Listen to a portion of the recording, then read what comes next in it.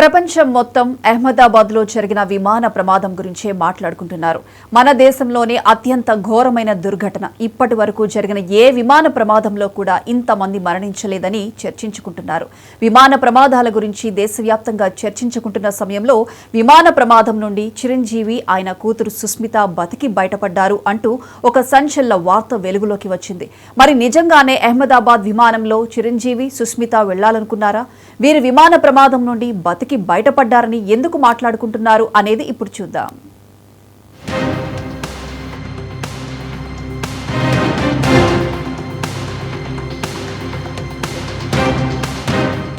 అహ్మదాబాద్ విమాన ప్రమాదంపై రాజకీయ నాయకులు, వ్యాపారవేత్తలతో పాటు సినీ సెలబ్రిటీలు స్పందించారు.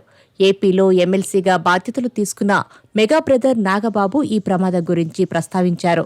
అహ్మదాబాద్ విమాన ప్రమాదం గురించి మాట్లాడాలంటే నోట మాటలు రావడం లేదు, కన్నీళ్లు రావడం లేదు, గొంతు పూడుకుపోయింది. ఈ వీడియో చూస్తేనే గుండె తరుక్కుపోతోంది. ఎంతోమంది కోటి ఆశలతో విమానం ఎక్కి గమ్యాన్ని చేరుతున్నామనుకున్నారు.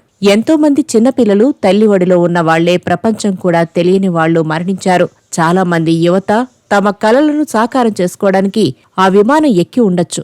అలాగే మరెంతో మంది వృద్ధులు జీవిత చర్మాంకంలో సంతోషంగా గడపాలని ఎక్కడికైనా బయలుదేరి వెళ్లుండొచ్చు. మహిళలు, వృద్ధులు, యువత, చిన్నపిల్లలు ఇలా ఎంతో మంది మరణించారంటూ నాగబాబు చేసిన ఎమోషనల్ పోస్ట్ సంచలనం సృష్టించింది.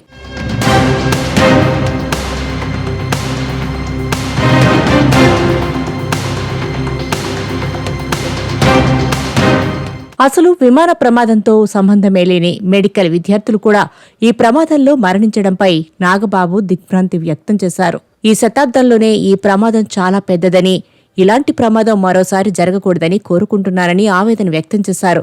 ఈ విమానంలో అన్ని మతాలకు సంబంధించి దేవుణ్ణి నమ్మేవారు ఉండే ఉంటారు. కానీ ఆ దేవుడు వీరందరినీ ఎందుకు కాపాడలేకపోయారు అని ప్రశ్నిస్తూ నాగబాబు చేసిన పోస్ట్ చర్చనీయాంశంగా మారింది.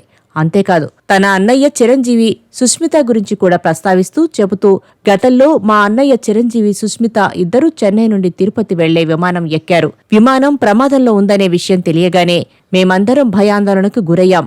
కానీ ఆ తర్వాత విమానం సేఫ్గా ల్యాండ్ అయిందని తెలియడంతో ఊపిరి పీల్చుకున్నాం. ఇప్పుడు అహ్మదాబాద్ విమాన ప్రమాదం జరిగిన సమయంలో నాకు ఆ రోజు జరిగిన ప్రమాదం గుర్తొచ్చింది అంటూ నాగబాబు తన ఎక్స్ ఖాతాలో చేసిన ఎమోషనల్ ట్వీట్ వైరల్ అవుతోంది.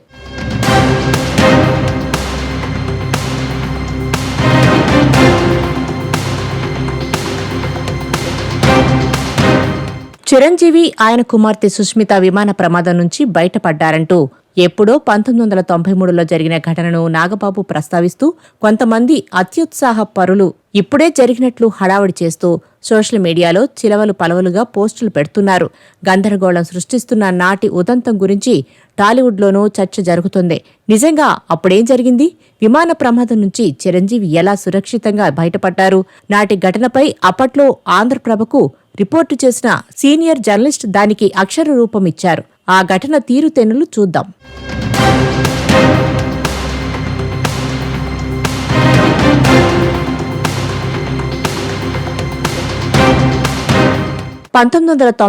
నవంబర్ 15న చెన్నై నుంచి హైదరాబాద్ బయలుదేరిన విమానం తిరుపతి సమీపంలోని వెంకటగిరి నుంచి దాదాపు 6 కిలోమీటర్ల దూరంలో బాలాయిపల్లి చెరువు దగ్గర పచ్చటి పొలాల్లో విమానం ల్యాండ్ అయింది. విమానం ఏమాత్రం చెక్కు చెదరలేదు. వరి పొలాల మధ్య వాలిన విమానం అందంగా కనిపిస్తుండటంతో ఎలాంటి ప్రాణనష్టం జరగలేదని ఇట్టే అర్థమవుతుంది. పైన కాస్త దూరంలో కరెంటు తీగలున్నాయి కాబట్టి చాలా జాగ్రత్తగా విమానాన్ని పొలాల్లో దించినట్లు కనిపిస్తోంది. కానీ అంత ఖచ్చితంగా దించడం అనేది యాదృచ్ఛికంగా జరిగి ఉండాలని అనిపిస్తోంది. అప్పటికే చుట్టుపక్కల జనం ఈ విచిత్రాన్ని చూడటానికి తండోపతండాలుగా తరలివస్తున్నారు.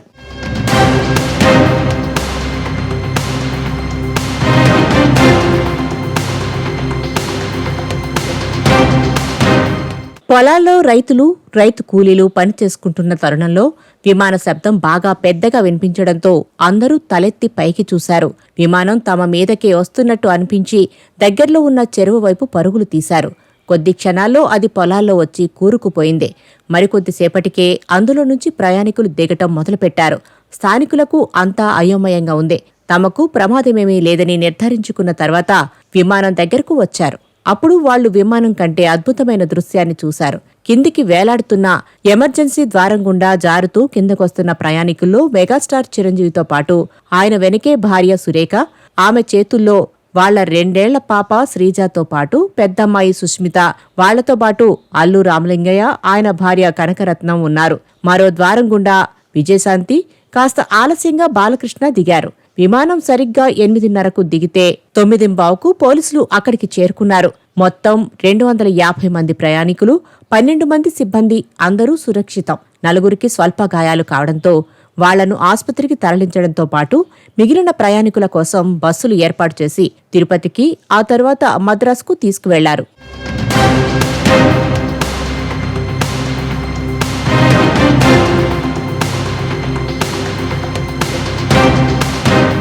అసలింతకు ఈ ప్రమాదం ఎలా జరిగిందో అన్నది మరింత వివరంగా చూద్దాం. మద్రాస్, హైదరాబాద్ సెక్టార్లో నడిచే ఆ రెగ్యులర్ విమానం ఐసీ 440లో సిబ్బందితో సహా 662 మంది ఉన్నారు.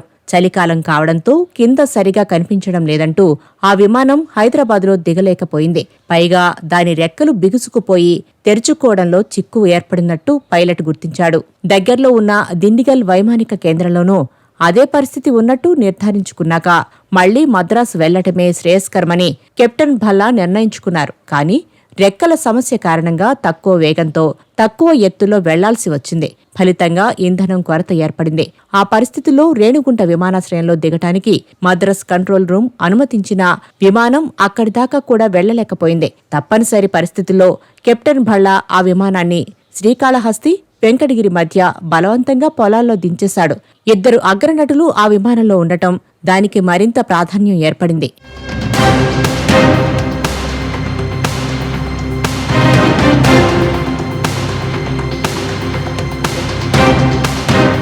విమానాన్ని సేఫ్గా ల్యాండ్ చేసినందుకు మద్రాసులోని చోలా షెరటాన్ హోటల్లో కెప్టెన్ భల్లా అభినందన సభ జరిపారు. సినీ ప్రముఖులను కాపాడినందుకు పరిశ్రమ ఆయనను చిరకాలం గుర్తుంచుకుంటుందంటూ అందరూ అభినందించారు. విమానంలో ప్రయాణించిన వాళ్లే కాదు, కమల్ హాసన్ లాంటి వాళ్లు కూడా వచ్చి భల్లా అభినందన సభలో పాల్గొన్నారు. పొగడ్తలు, అభినందనలతో ముంచెత్తారు. అయితే విమానాన్ని విజయవాడకు మళ్లించకుండా చెన్నైకు వెనక్కు తిరిగి రావాలన్న పైలట్ నిర్ణయం తప్పు అని నిర్ధారించిన విమానయాన శాఖ అధికారులు కెప్టెన్ భల్లాపై సస్పెన్షన్ వేటు వేసింది. సినీ ప్రముఖులంతా ఒత్తిడి తెచ్చినా విమానయాన శాఖ వెనక్కి తగ్గలేదు. ఇప్పటికీ ఇతర హీరోల అభిమానులు ఆ ఘటనను ప్రస్తావిస్తూనే ఉంటారు. యండమూరి వీరేంద్రనాథ్ అయితే ఆ వార్తను చాలాసార్లు ఉటంకించారు.